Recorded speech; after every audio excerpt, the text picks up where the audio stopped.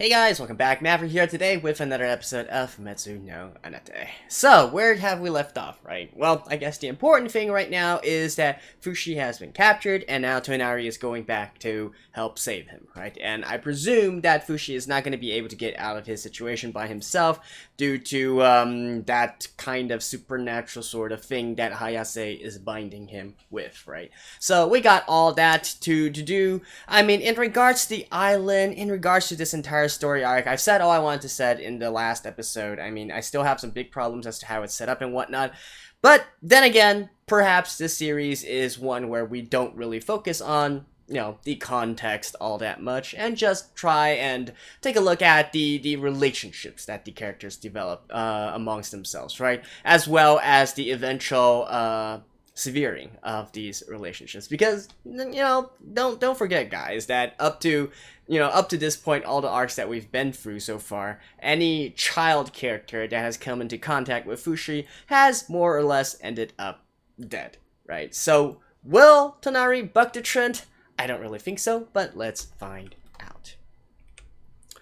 All right, let's begin in 3 2 1 play.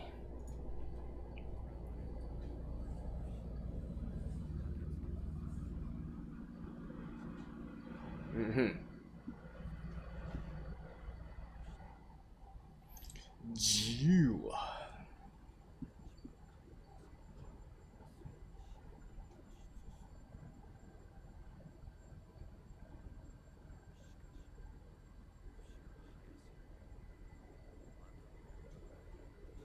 Would it be captured once again? I mean, he was never really released, right? So I'm not sure if you would use captured again to describe that. You can say sedated again, alright? Although maybe Fushi thought... no, I don't think that made entire sense. I was thinking maybe Fushi thought that he would be on the ship alongside Hayase or something of that sort. Which also begs the question, why is Hayase on that ship and not looking over her Fushi, right? But again, I already mentioned all that in the last episode. I don't want to go into it again right now until more information is revealed.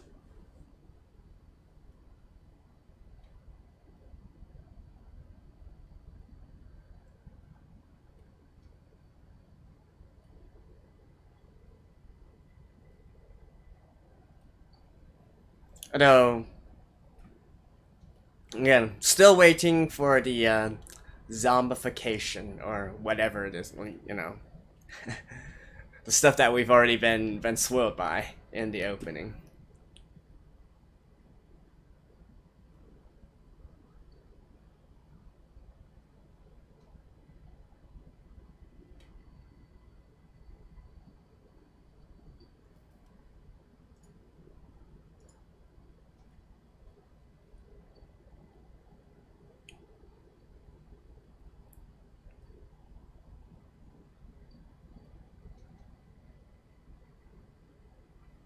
Oh. Infiltration.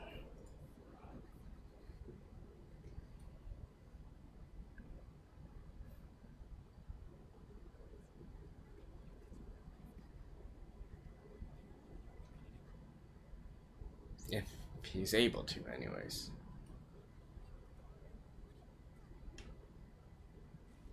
Get into here. Oh. She's fishing a Fushi. Fishing some Fushi. Fishing some...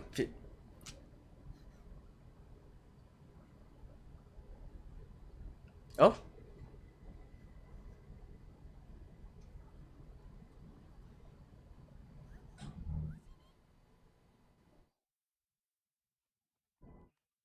Really?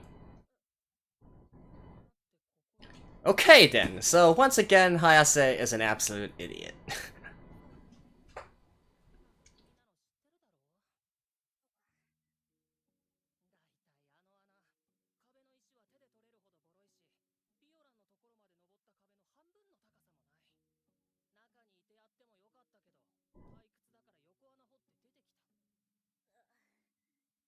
But I thought we saw something that was something that was merging with him.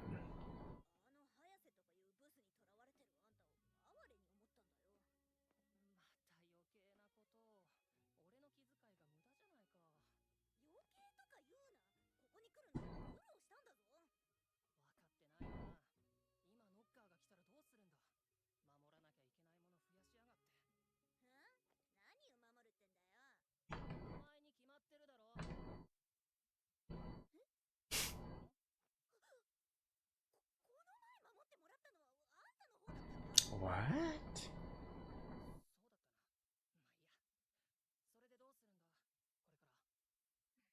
This... What? Just like that? So what was that little flicker or vision we saw at the end of last episode?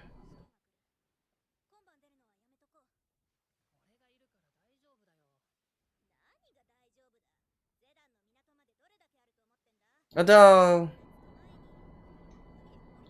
why do I get a funny feeling from this Fushi? Could it be a fake one? But how does that work?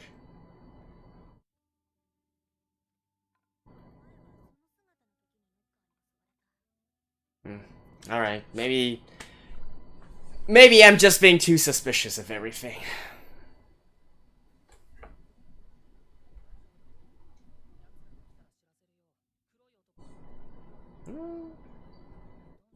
Now he seems more like normal.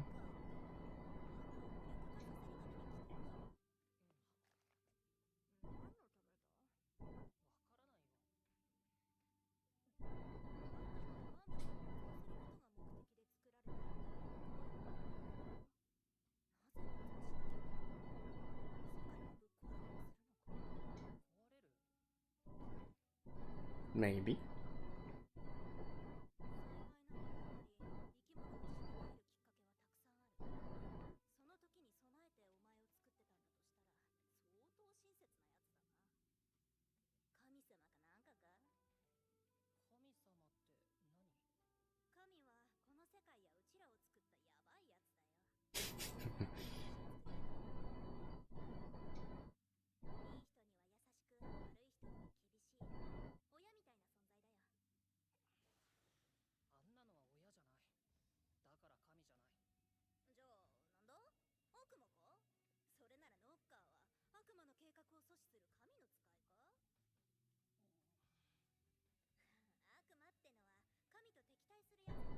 Of course, beyond black and white, there might be more of a gray area.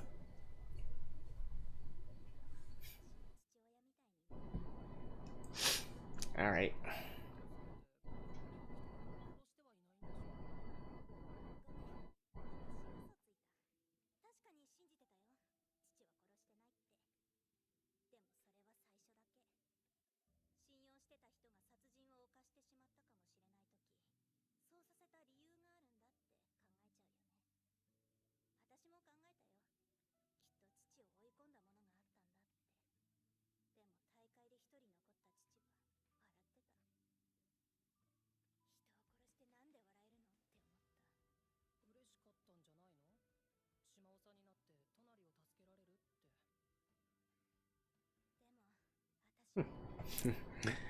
Innocent Fushi.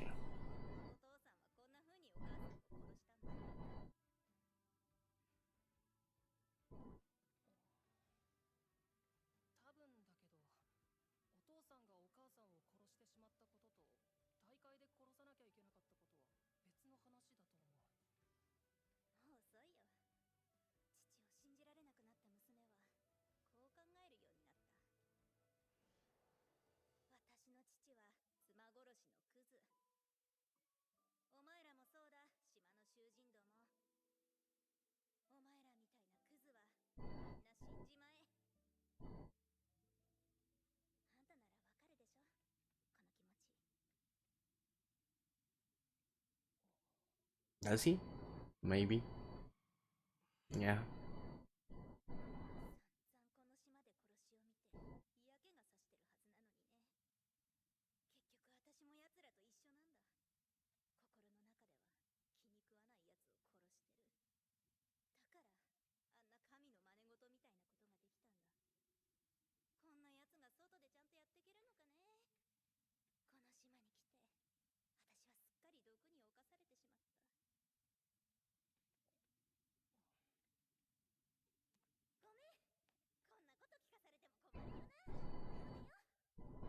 But hey, we finally have a nice little heart-to-heart with Tonari, right?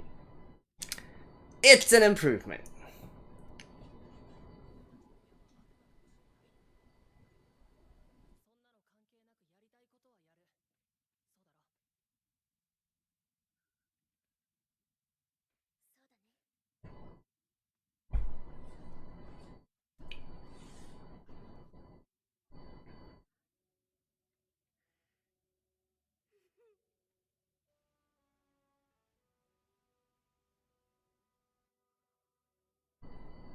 Alright.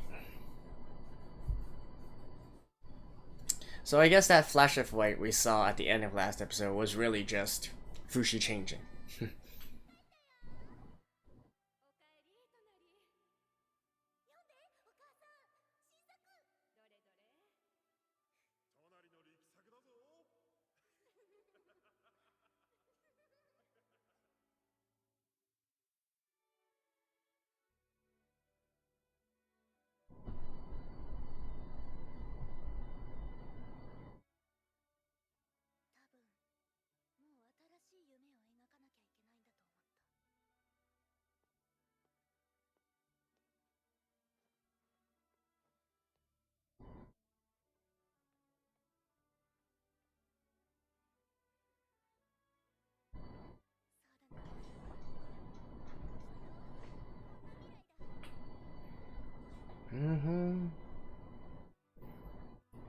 Bright in sunshine, everybody's smiling, everybody's happy.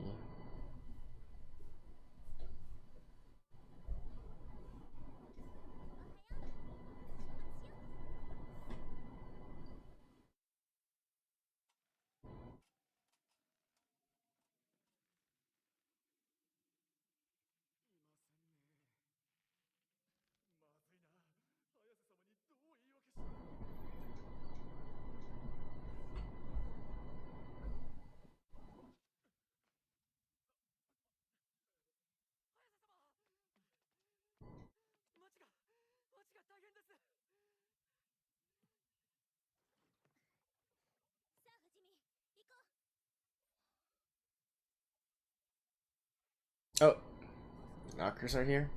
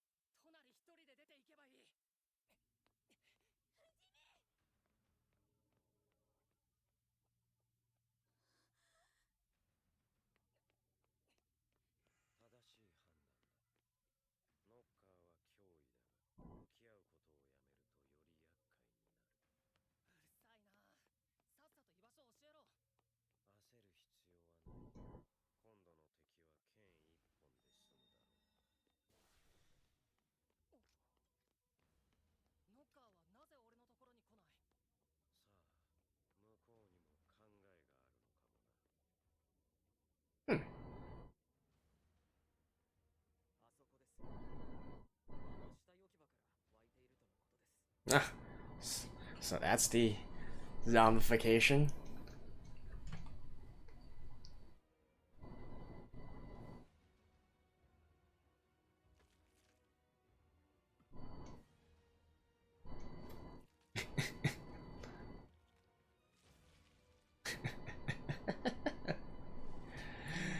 Hey! Welcome to Resident Evil.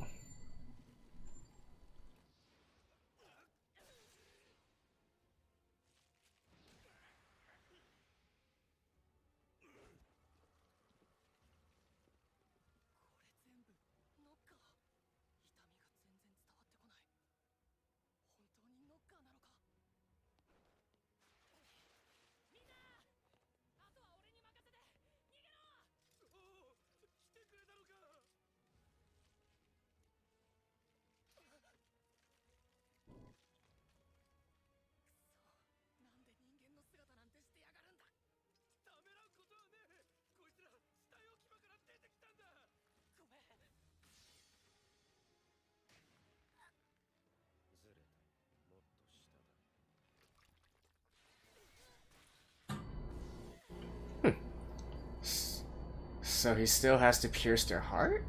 Oh, the knocker thingy. Which is kind of like a heart, I guess.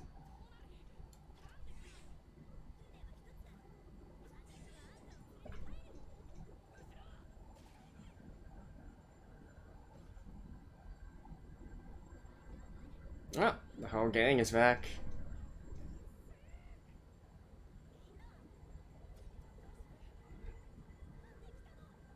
Actually, how did you guys get come back?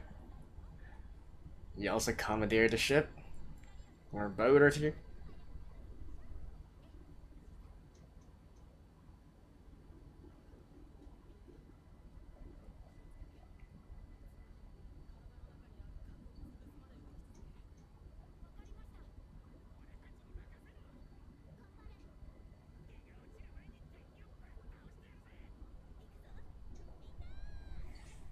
Oh,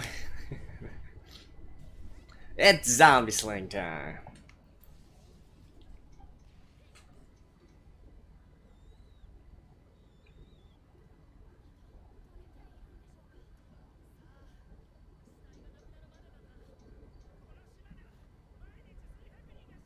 You guys need some explosives and fire.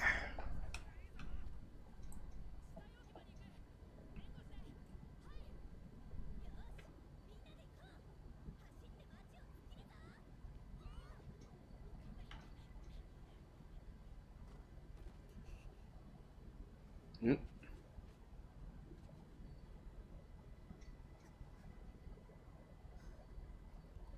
Oh.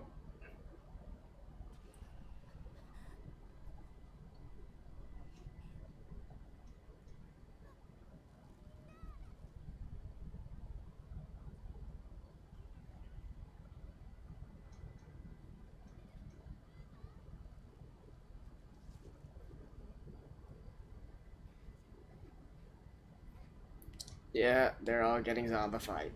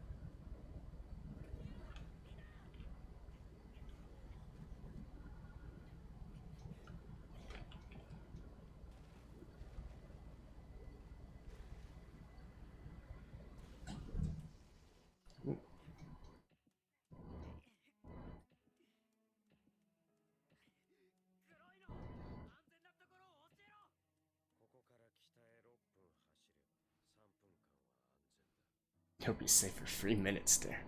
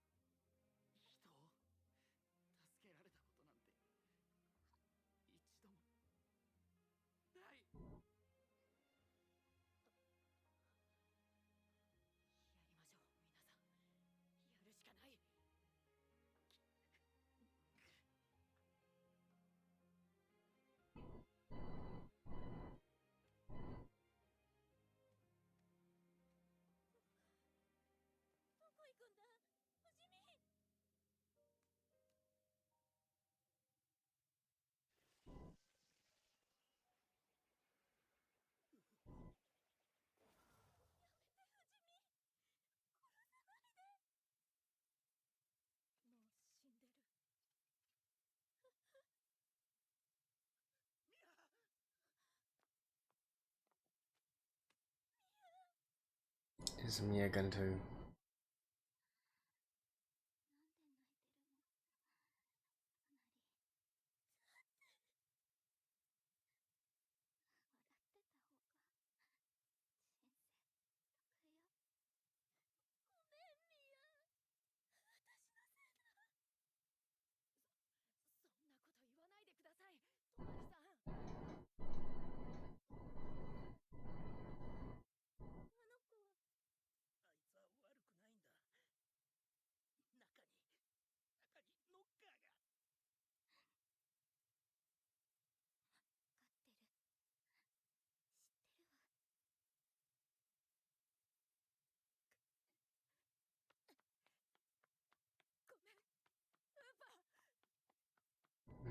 Is it gonna be that easy though?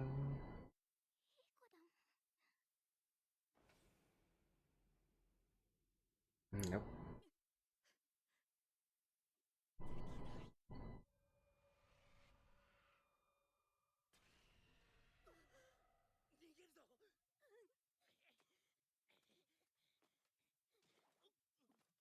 Oh.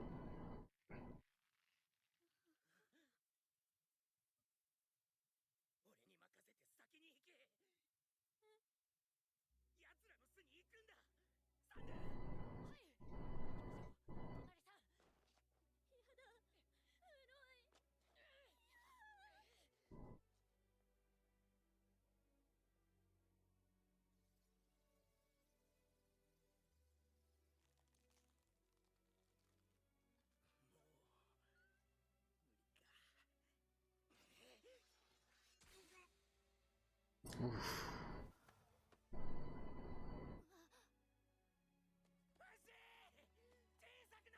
Damn.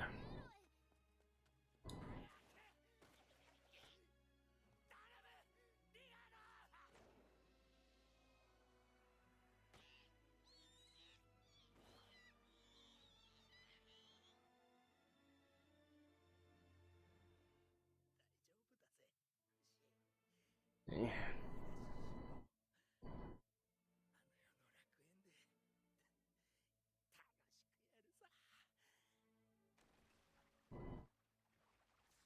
Oof.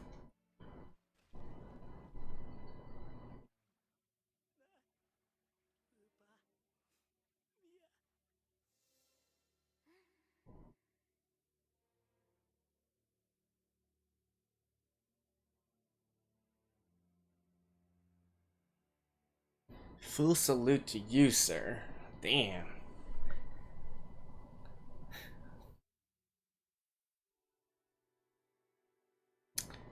And thus, we end this episode. See you guys after this. Well, guys, episode 18, 2 more episodes until the end, and here is where all the death and carnage starts, right? It might be a little bit insensitive to put things this way, because clearly, you know, it is emotional and all that with the gang being killed off one by one, and in fact being killed by each other, and so on and so forth. But, like, let's be honest here. Most people already knew that this was coming, not because they read the original work, but because everybody was spoiled by the opening animation, right? So we already knew that something like this was going to come, and that they were going to die. So it didn't really come as too much of a surprise, and definitely I feel like this is another major mistake that the production studio made, which is actually putting these events and putting it within the opening animation, especially events as large and emotional as these ones. You really shouldn't have done something of that sort, right? Because you kind of lose the punch and the emotional weight of the scene, at least for me anyways, knowing that, hey, even for the first time when we saw them appear on screen, I already knew, okay, they are going to die sometime in the future, because we saw so in the opening, right? Now, obviously, that doesn't take away from what they did and so on and so forth, and especially right there, man, that was badass, right? Cutting off his arm, and then, you know, literally saving Fushi, because I think at that point, Fushi probably did not have any will to fight anymore. He might have gotten away, but it would have been really, really close, right? And Ray having the foresight there to not only cut off his arm, to stop the, to stop the, I guess not really infection, what should we call it? stop the parasite, I guess you could say, and then also asking Fushi to turn small so that he can throw him up onto the little hawk there, which carried him to safety. That was quick thinking on his part, right? So Uroi definitely died a hero's death there. And, you know, Miya, Upa, well, just... yeah, you know, you are dealing with supernatural things, right? Stuff that you don't really know about, you know, what they can do, what it is, and so on and so forth. And so, shit happens. Shit happens.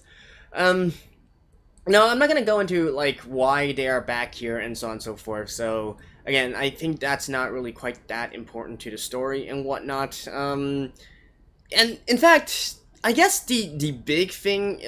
or the big development for this episode, beyond obviously the situation at hand, is in also Tonari's attitude, right? Attitude towards everything, attitude towards the world, and so on and so forth. You know, this concept of playing God and being able to decide who lives, who doesn't. Fushi obviously does not abide by that, right? He wants to save everyone if possible, and so on and so forth. But I guess this is another step in Fushi's growth and all that. Do I think Tonari is going to survive at the very end? No, I don't really think so. But I guess this is going to be another important learning experience for Fushi. And maybe this is going to, you know, the outcome of all of this is that he's going to try and become stronger and so on and so forth so that he doesn't lose anyone again, or so he has enough strength to protect everyone, even though that was already his original resolve, right? Maybe something else would have changed due to this particular story here, due to meeting this other set of people, and for him to realize that, hey, you really need to do something about these knockers, right? Whether he likes it or not.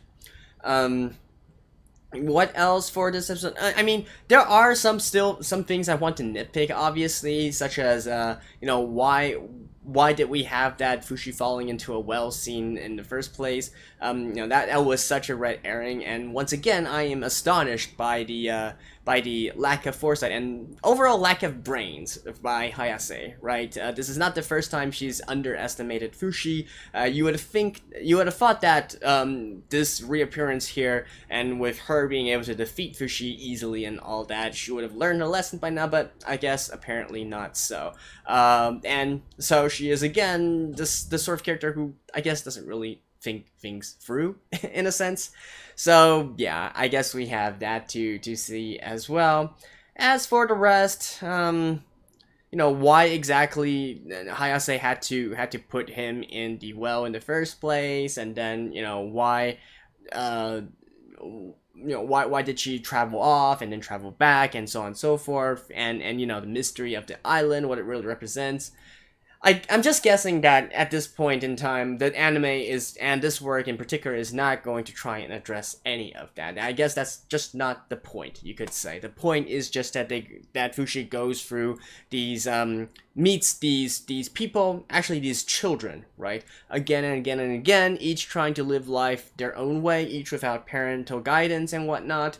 Yeah, each of them, you could say, are orphans, right? And, you know, growing alongside them, learning their stories, and then eventually integrating them as well, right? As we know, Fushi will probably come out of this with some new forms as well, right? In the forms of, you know, all the various kids of the gang, and of course Tonari as well.